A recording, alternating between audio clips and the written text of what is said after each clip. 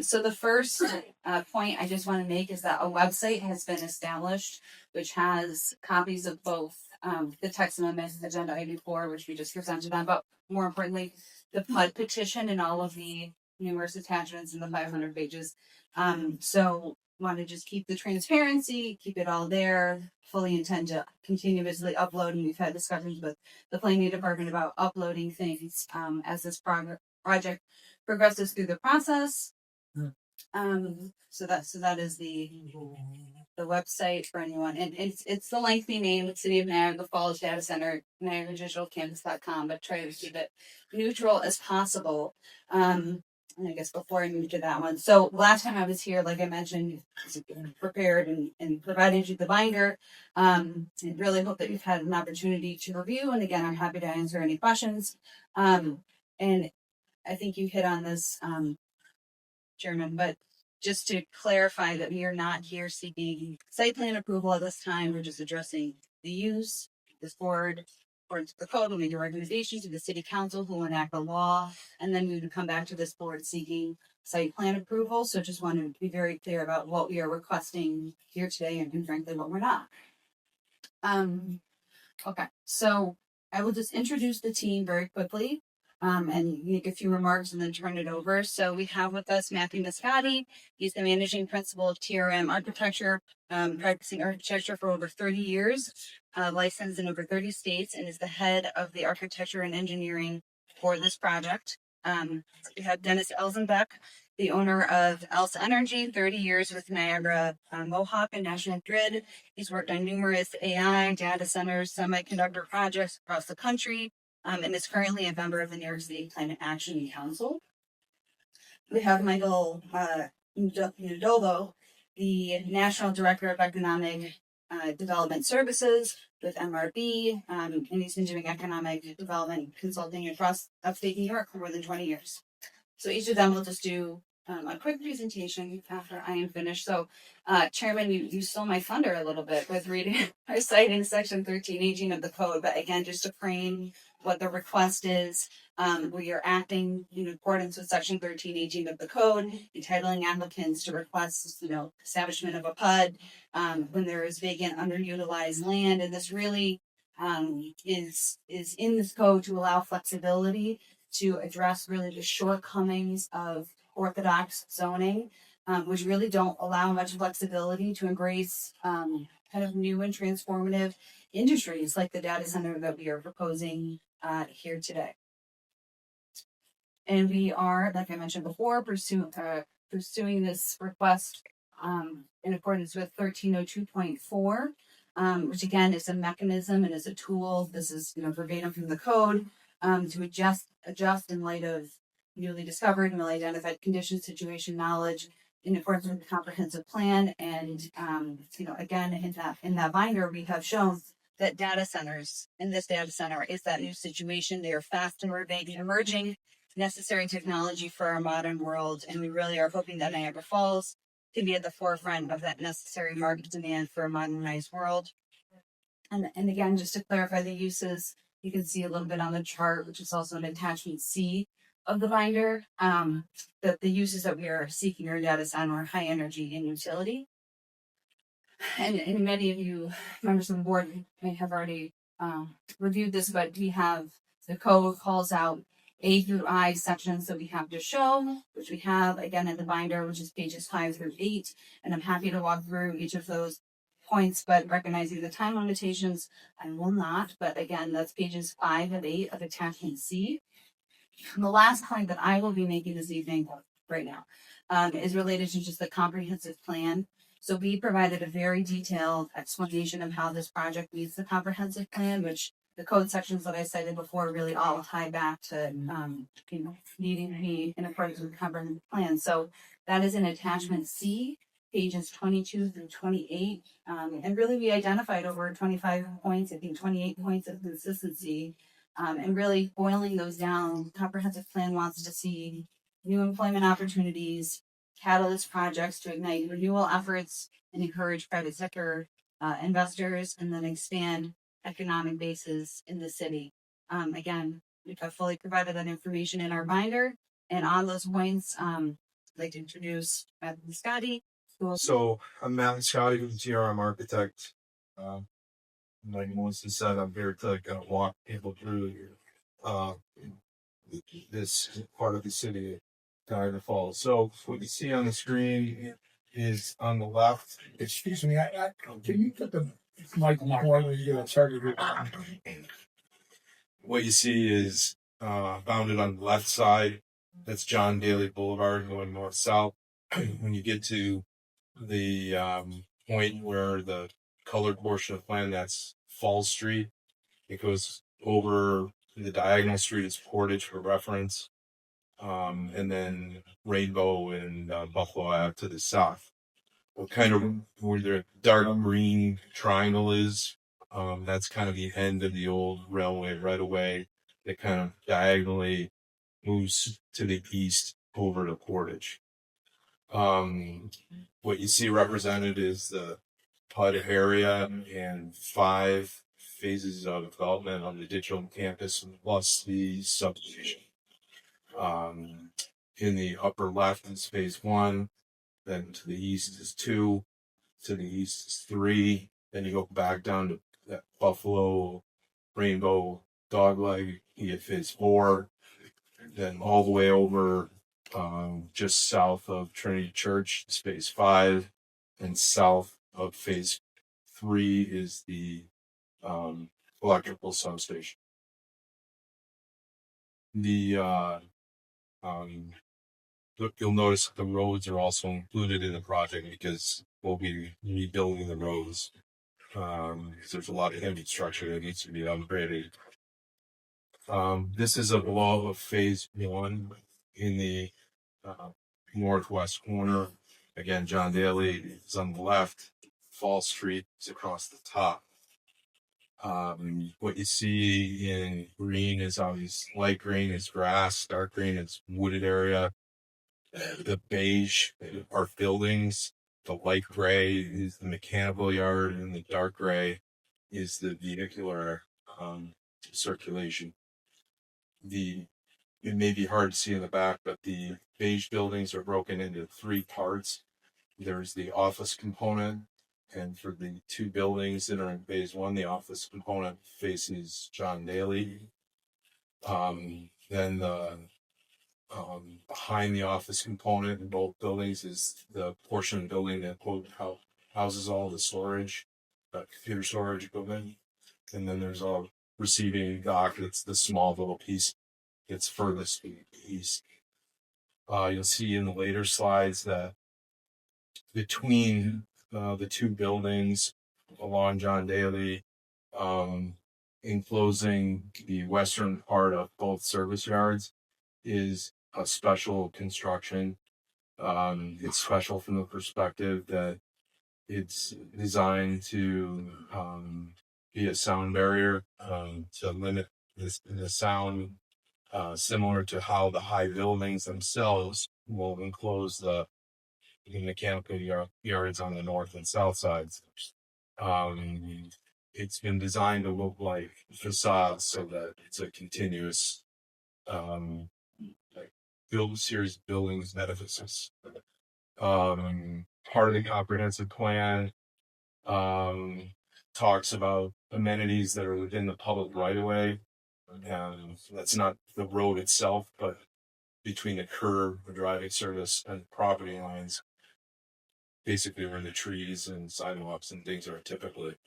So, and part of phase 1 is the road work on the rest of 10th Street to prep everything. So we would be, among other things, getting rid of the connection between the Nabisco warehouse and the Nabisco factory, and then we'd be repairing and lifting up the street so it doesn't dip down anymore and fix all that up. So then this is phase 2, the next block to the east. I'm not going to go through everyone, but it's very similar in the approach that they all take. Site amenities and such in this subsequent phases will be similar to that which is in phase 1, but we just wanted to kind of give a hint of it. This is phase 3, you can see that the buildings have switched their orientation to north-south with the primary facades fronting onto Fall Street. The parking's been pushed to the secondary streets. This is phase 5. It's only one building. So the building has been placed closer to Trinity Church. Again, pushing the equipment yard to the east side of the building. And then you have south of phase 3, just to the east, west of the bottom of phase 5, you've got the electrical substation. Again, the beige is the building. It's very small in comparison to the yard in which the power equipment is in that yard. It's proposed to be surrounded again by a wall that looks like a building, and that kind of building that it looks like would be kind of similar to early 20th century electrical buildings that you see throughout in this part of the state. This is back to phase 1. At the top, you see a blow up of what's proposed along Fall Street. It has the site amenities both within the public right of way that the comprehensive plan requests, things like trees and benches and bike racks, etc. It's been picking there, and it also picks up like a kind of a corner off the public right of way onto private property, a seating area. You'll notice that the long axis of the building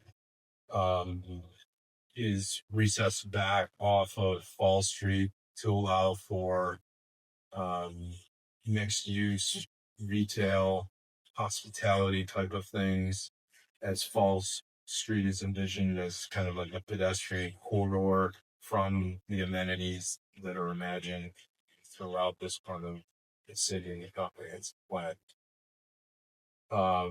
The bottom is a blow up of the corner itself, so you can see better the type of amenities that are being imposed upon both public right of way and in private land. This is a rendering of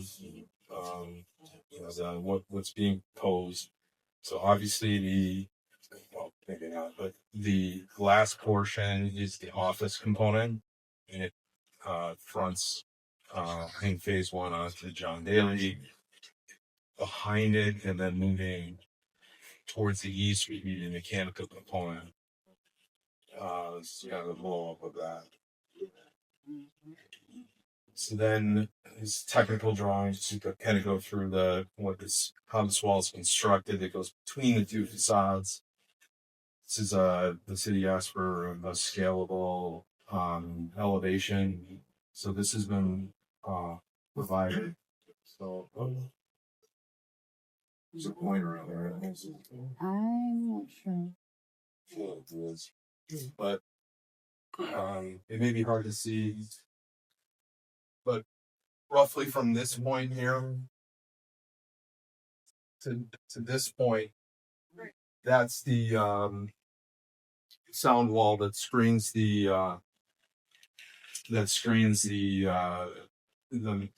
equipment yard.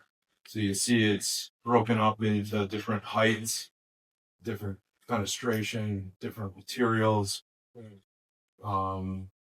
Basically, it'll be the continuation on the effort that the city's made to make John Daly this tree-lined boulevard, and then behind that grouping of trees will look like a modern commercial series of facades.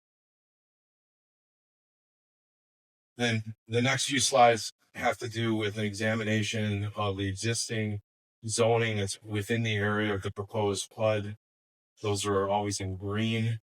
And then the blue is proposed criteria for within the PUD. And you can see, for instance, there's a lot of D1 downtown district 1 and just both A, B, ants and a little bit of C in the area with base building height allowances of like 320 feet, 160 feet, 80 feet respectively. And that's where these numbers kind of come from, as well as the design. We did the same thing as signage, as a proposal. And so, again, it's a starting point to kind of show the direction that we're going that will allow the digital campus to proceed within this bounded area. So there's been a lot of discussion about noise. We hired an acoustical engineering firm. They've done everything, any building you can imagine, typology. But Melissa mentioned the partner, Urbacon in Toronto. That's their headquarters, but they have facilities throughout Canada. The firm went to 3 of their facilities, 1 in Montreal and 2 in Toronto, and took noise samples adjacent to their complexes there. They did an investigatory study of the ambient sound around the proposed PUD and took a lot of samples there. So what you see here is the indication that, I should also say they also did a sound model. So they put into this model the sound sources, they put in their locations and their levels, and they put in the heights of the buildings, the sound walls, just all the aspects of the PUD. And then it models the sound across and beyond the PUD so that you can see what the impacts are adjacent to what's being proposed. So these point of reference PORs 1 through 9 here, for instance, are different points within that model that what the sound level contour is there. So that's the third column, and then you have the sound level limitations for both daytime and nighttime, and they show compliance. So from a noise perspective, what's being proposed, in other words, makes less sound than what is there today. So then that switches me to hand off to Dennis. Well, again, my name is Dennis Selstenberg. I appreciate the opportunity to speak to the board. I especially appreciate the opportunity to speak to the public. I think the public needs to be actively involved in any project. Now, it's awful hard to make transmission capacity exciting, at least outside of my world. But I've been engaged by NFR to assist in managing National Grid and the New York Independent System Operators process to secure electric transmission capacity at the digital campus. Without transmission capacity, you have no growth and you have no climate programs. It is that important. If you look at transmission capacity across New York, and that's west, east, north to south, center, etc., New York has discussed a great deal transmission capacity by developers, and those developers could be renewable energy developers. They could be growth developers like commercial AI, data centers, semiconductors, and advanced manufacturing, all across New York. It is not a good story to tell. Even with the Smart Eye corridor that is promoted to stretch from Buffalo to Rochester to Syracuse, they will be challenged by limited transmission capacity, except for 3 cool locations: Genesee County Stamp, the University of Buffalo, and Niagara Falls. Unfortunately, Niagara Falls was not included in the Smart Eye corridor, but with the digital campus, it can not only kickstart that initiative, it can lead it. It can be the lead in tech New York. Data centers are sometimes framed as a drain on available power supply. Here's the way I argue it. It is a major contributor to the fixed costs of electric infrastructure and climate programs. As represented, if you look at the electric infrastructure contribution when and full build out, it's $6 million per year. Contribution to climate change and climate objectives of New York, $8 million a year. Those are costs that are actually currently consumed by existing manufacturing, existing small businesses, and you, the residential consumer. This type of project, and as many of them as I can track here, will lower the unit cost of energy across the board. And we need to start thinking about that. There's two transmission capacity studies that I was brought in to work through. The first is the National Grid study that looks at the capacity on the transmission lines that would be connected to the digital campus. For reference, it's lines 187, 188. Now, if there's somebody from National Grid in the room, they get all excited that I knew that. The reality is that then at point one, that is saying that's the line that they study, is their capacity on those two lines. At point one is considered a transmission test. Item number two is the cost of interconnecting from the transmission tap to the NFR digital campus substation. And they determine what the cost is of that interconnection. Again, NFR, the digital campus, will build their own substation. They will pay for the interconnection to the tap. And then when I talk about the ISO, I can address that as well. Now, the cost of that study, and it's just looking at that area, was $50,000 by NFR, and that was completed in March 27th of 2023, at which time we received a customer, what the National Grid refers to as a customer reimbursement agreement. National Grid's assessment indicated that the direct transmission lines at point one could support the 140 megawatts, so we proceeded to the New York Independent System Operator. Why did we wait? Well, that also cost money. That was $150,000 to do what the New York ISO refers to as a system impact study that was initiated on April 9, 2024. For detail relative to all of this information, you can refer to attachment C and attachment P. So don't run home and start looking that up. We'll make drain the wet.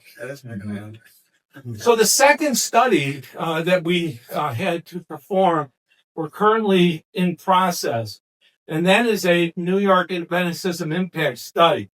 Now, this is required for any load of any nature that's greater than 10 megawatts or any generation greater than 10 megawatts. And that flows through the New York system and through the New York Independent System Operator.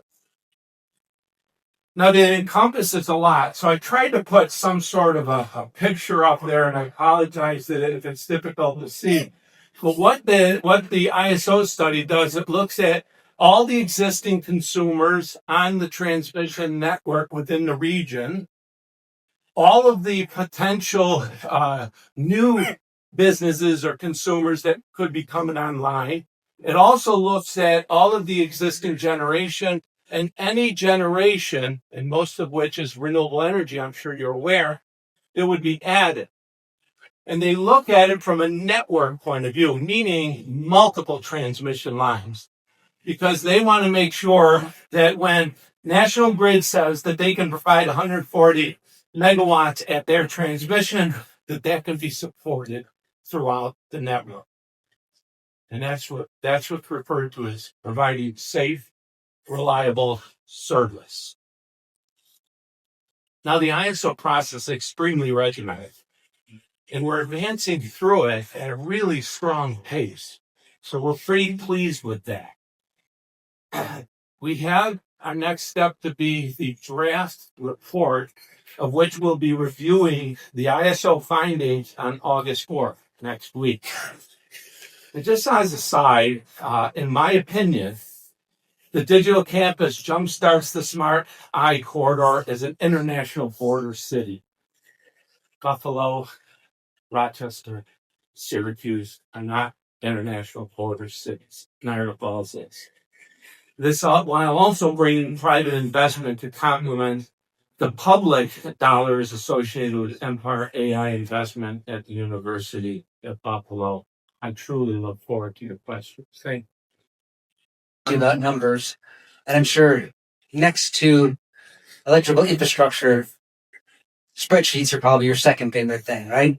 Well, this is the stuff that I do. So I'll just say something about myself. MRB Group, we're a municipal consulting company. That's our bread and butter. We do, I think you guys used to know that. We're like equivalent to that, right, for municipal services. I'm working on behalf of the developer, but most of our clients are public sector clients. So I look at all of these things you're about to see, which is what are the economic benefits and what are the fiscal benefits of this project, right, or the tax implications. So let's start with jobs, right? What does this mean? The first column there, total jobs. You can see it starts at 943. Those are all construction jobs, right? At the beginning. Those are the first two that are being put up at that point. You get to year 3, those start operating, and then you have a couple more under construction. And you can see that deployment peaks at about, let's say, 1,400 jobs, almost 1,500 jobs there, right? That's a combination of construction jobs and those data centers that are operating. And then by year 10, all of the data centers have been built, and then it's just the operational jobs, okay, at that point. That's the 771 jobs. If you look at the bottom key number, 19,000 job years over the 20 years that we looked at, that's almost 1,000 jobs per year. I'm going to say that again, 1,000 jobs per year for this project between construction and operations. That means, in terms of earnings, $1.6 billion of earnings between the construction jobs and the operation jobs for those 20 years. $83 million per year. And then total sales, that's a measure of economic output, right? So a change in your economy of $5.5 billion over 20 years. So these are massive impacts. I'm happy to go into any of these numbers and answer questions. There's a lot of detail in here. But let's move on to the fiscal benefits, because this is what ultimately your constituents probably care most about. It's their pocketbook, your pocketbook. The first column is probably the most important. That is new tax revenue to you, the city, and your school district. Okay? Over 20 years, a combination of sales tax revenue, property tax revenue, and gross receipts tax revenue is almost $300 million. $298 million. That is money that your taxpayers do not have to pay. It means if this project happens, your taxpayers don't pay this. If it doesn't happen, your taxpayers pay. The county also gets $54 million over the same period. The state also gets some money, $62 million, for a total of $415. We're going to translate this. What does this actually mean for a homeowner, right? This is what really rubber hits the road, right? If you look at the average price home in the city of Niagara Falls, and you look at what they're currently paying in a city tax bill and school tax bill, and you say, what's the difference between having that $300 million or not having that $300 million? It's $730 per year per average homeowner, up $14,000. Again, we're not saying taxes are going to go down, right? But we're saying the difference in the future between this project and not this project is $14,000 per homeowner, per average homeowner. Okay? So just to give you an indication scale of what that tax revenue means. There's a lot of detail behind this, but I'm just going to leave you with this summary table. Okay? Average annual, about 1,000 jobs. Earnings, $83 million per year, $1.6 billion. Sales, $276 million for a total of $5.5 billion. Tax revenue to the city and school district, almost $300 million. Tax revenue to the county a bit before, and the average homeowner would save $730 per year or $14,500 over that 20-year period.